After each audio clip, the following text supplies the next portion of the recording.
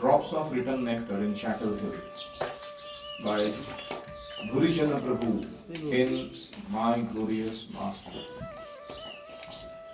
During my stay in Chapel Hill, I received several instructive letters from Prabhupada. Here are some excerpts. मेरे chapel हिल के रहते समय मुझे प्रभुपाद जी ने कुछ उपदेशात्मक पत्र लिखे। उनमें से कुछ पत्रों के अंश मैं यहाँ दे रहा हूँ। Observing Gaur Purnima. Dear Gurijana, please accept my blessings. Regarding Lord Chaitanya's birthday, it is March 4. You may celebrate it as elaborately as it is possible for you. 4 मार्च को गौर पूर्णिमा चैतन्य महाप्रभु का आविर्भाव दिवस है। आपको सबको कहिए कि टीचिंग्स ऑफ लॉर्ड चैतन्य नामक जो पुस्तक लिखा गया है, चैतन्य महाप्रभु की शिक्षाएं, उसके कुछ चैप्टर्स वो आपको भेज दे। वो मुझे लगता है कि खत के द्वारा भेज दें। So on this day you may read from these chapters. To celebrate, you should have a picture of Lord Chaitanya on the altar and decorate him with flowers very nicely. तो गौर पूर्णिमा के दिवस पर तुम्हें चैतन्य महाप्रभु के उन शिक्षाओं को उस पुस्तक के द्वारा पढ़ना चाहिए और महाप्रभु का एक सुंदर तस्वीर आप अपने ऑल्टर में सजाइए और उसको फूलों से सुसज्जित कीजिए। चैंटिंग एंड लेक्चरिंग में गो ऑन। पूरा दिन दो ही चीज करने हैं, क्लासेस, लेक्चर्स और चैंटिंग, हरिनाम का जप। In these lectures you should explain very carefully Lord Chaitanya's teachings that we are eternal servitors of Krishna and that it is not that we ourselves are the Supreme Lord. जब आप प्रवचन दोगे तो ये मुद्दा, ये पॉइंट जरूर बोलना कि महाप्रभु के टीचिंग्स में सबसे महत्वपूर्ण बात यह है कि हम कृष्ण के शाश्वत सेवक हैं और हम स्वयं भगवान नहीं हैं। The teachings of Lord Chaitanya was not yet published. The simple Gaur Purnima ceremony as recommended by Prabhupada was complete and fully satisfying. उन दिनों ये जो पुस्तक अभी मिलती है हमको, टीचिंग्स ऑफ लॉर्ड चैतन्य नामक, वो नहीं थी। अभी ये बनी है पुस्तक। लेकिन जिस तरीके से प्रभुपाद जी ने हमें बताया वैसे ही हमने सेलिब्रेशन किया।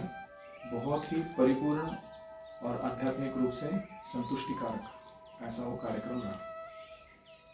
Any reflections?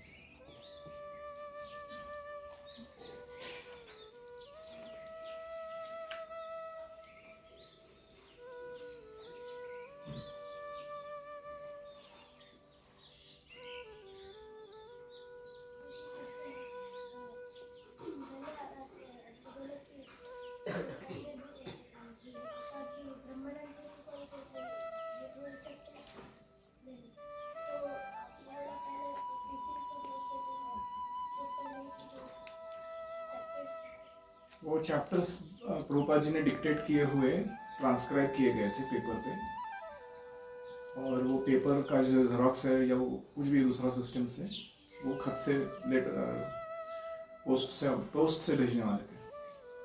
हालांकि पुस्तक नहीं बनी थी।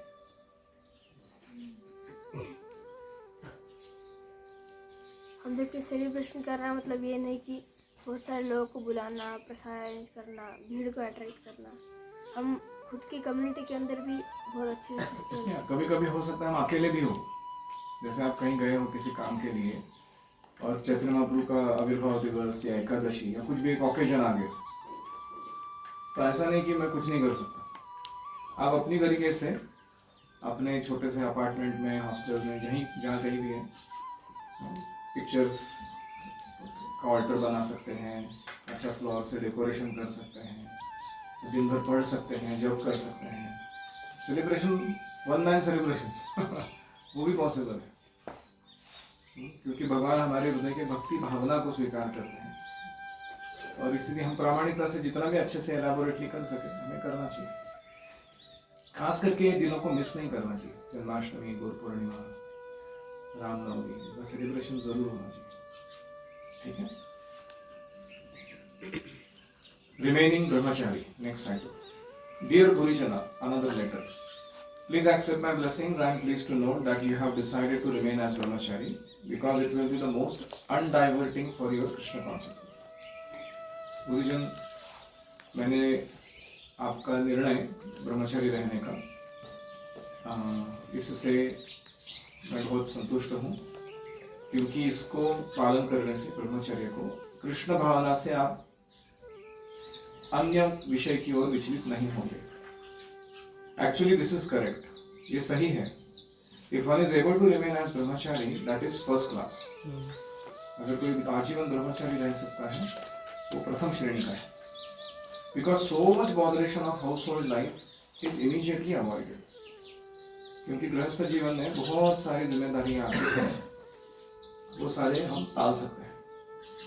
But Krishna consciousness is not limited that one must be Brahmachari to execute. लेकिन कृष्ण भावना कोई मर्यादित प्रक्रिया नहीं जिसमें केवल ब्रह्मचारी रहने से ही वो कृष्ण भावना पालन कर सकता है व्यक्ति. और वन मस्ट बी अ सन्यासी टू एग्जीक्यूट कृष्ण कॉन्शियसनेस. और सन्यासी रहेगा तो ही वो कृष्ण भावना पालन हो सकती है. Spiritual means that there is no conditions. आध्यात्मिक जीवन का मतलब ही है कि भौतिक रूप से कोई बाहरी नियम कानून इस पर लादे नहीं जा सकते.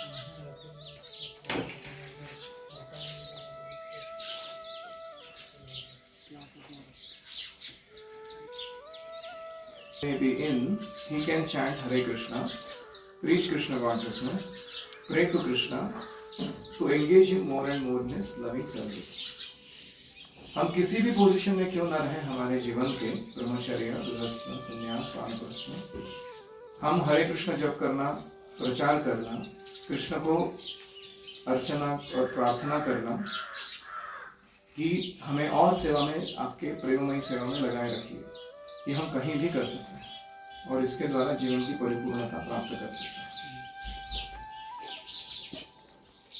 Purport, अभी खुद ही वो purport ले रहे इसके ऊपर. When I decided to remain brahmachari, I was 22 years old. मैं जब ब्रह्मचारी रहने के लिए निकला था तो मैं 22 साल का था. Prabhupada, however, as the expert, experienced teacher, somehow extracted a pure motive from my immature decision.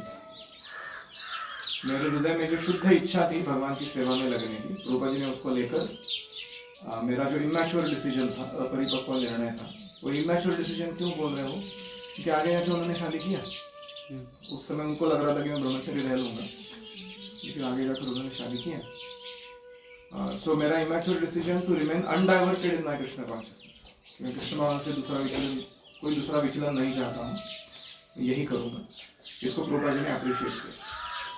Prabhupada also accurately understood that I was too young to make such a lifelong decision. Prabhupada ये भी जानते थे कि मैं बहुत ही युवावस्था में हूँ, अनुभवी हूँ, ज़्यादा अनुभव नहीं है मुझे कि ये निर्णय मैं सही तरीके से ले सकूँ. Therefore, he encouraged me by explaining benefits of brahmacharya life. उन्होंने मुझे ब्रह्मचर्य जीवन के फायदे बताए और कहा कि तुम बन सकते हो. But he also carefully explained that Krishna consciousness is fully transcendental. Krishna भावना है वो दिव्य है, वो ये आश्रम पर आधारित नहीं है, ये भी उन्होंने समझाया. And it is not limited by time, place, circumstance or even ashram. काल, देश, परिस्थिति, यहाँ तक कि आश्रम पर भी ये कृष्ण भावना आधारित नहीं है, ये उन्होंने समझाया. तो बहुत बार ऐसा होता है कि हम जो यंग होते हैं और ब्रह्मचारियों का, सन्यासियों का संग प्राप्त करते हैं, तो हमारे मन में भी वैराग्य की भावना उत्पन्न होती है. हम सोचते हैं कि अभी मैं भी ब्रह्मचारी बनूंगा, मैं गृहस्थ नहीं बनूंगा.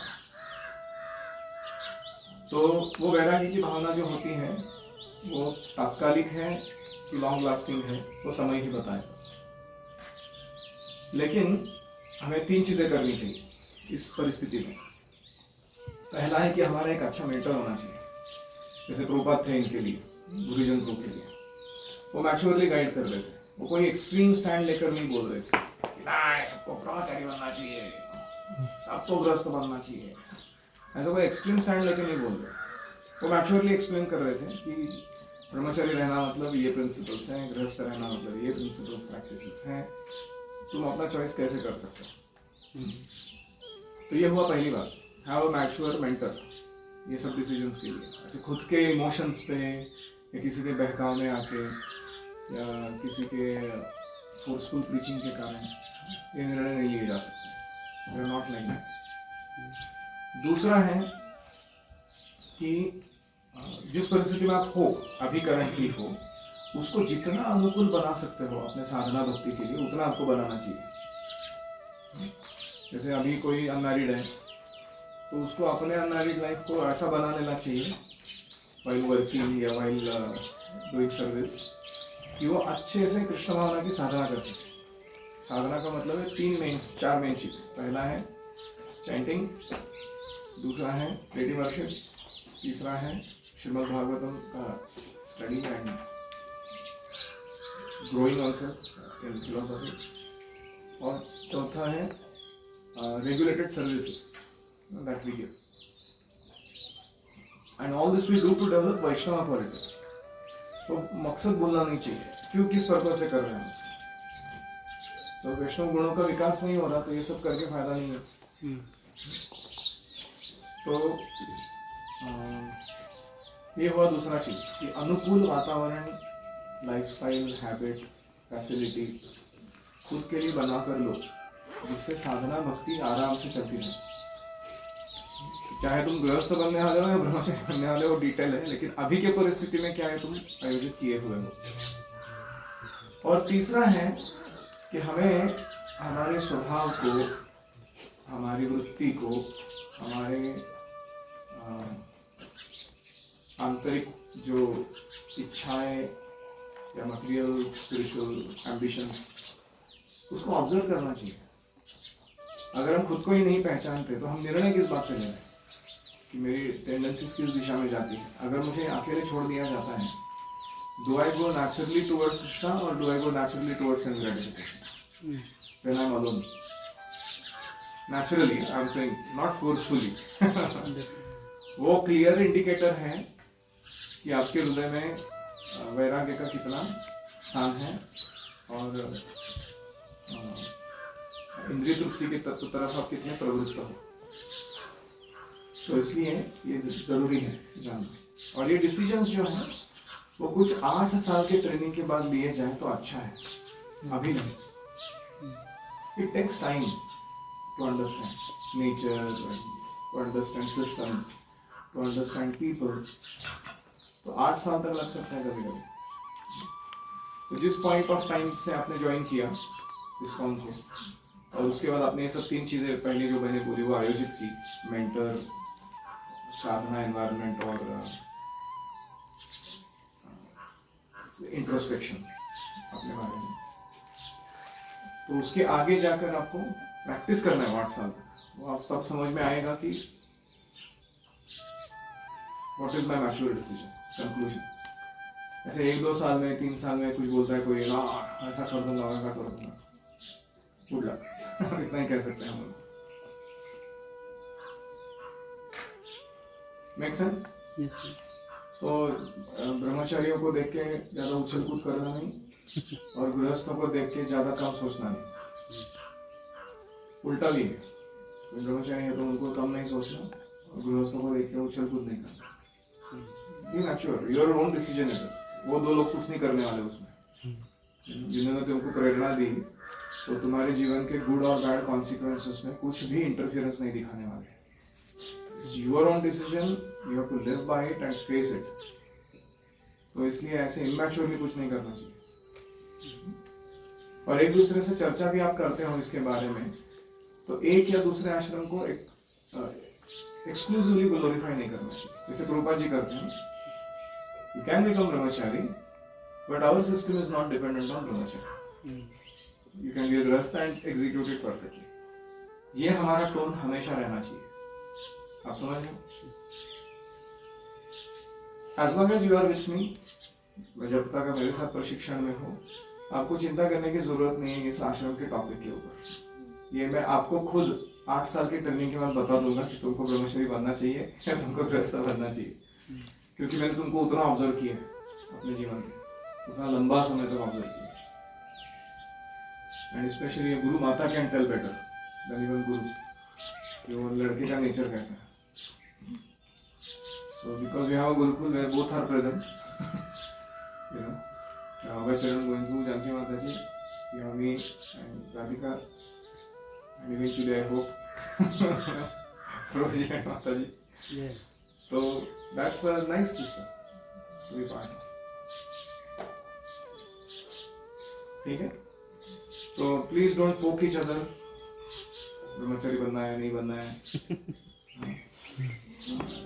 कभी कभी शिक्षक भी करते हैं ऐसे, they want to become brahmachari, they are training boys like that, and I interview there, I say that don't get into that. वो बच्चा अभी इतना छोटा है, उसको कुछ समझ में नहीं आ रहा है कि ब्रह्मचर्य क्या है, ब्रह्मस्थ जीवन क्या है, रिस्पॉन्सिबिलिटीज क्या है, क्या मालूम उसको, अभी उसको अपना धोती पहनने को नहीं आ रहा बराबर,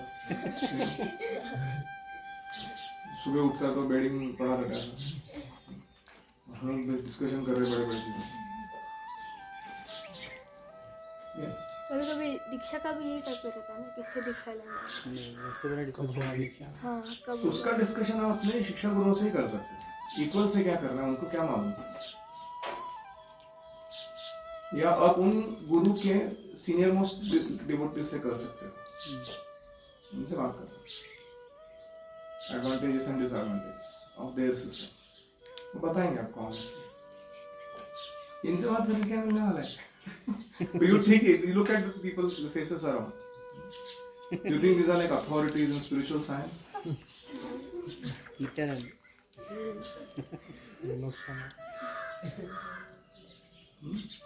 So please have pity on yourselves.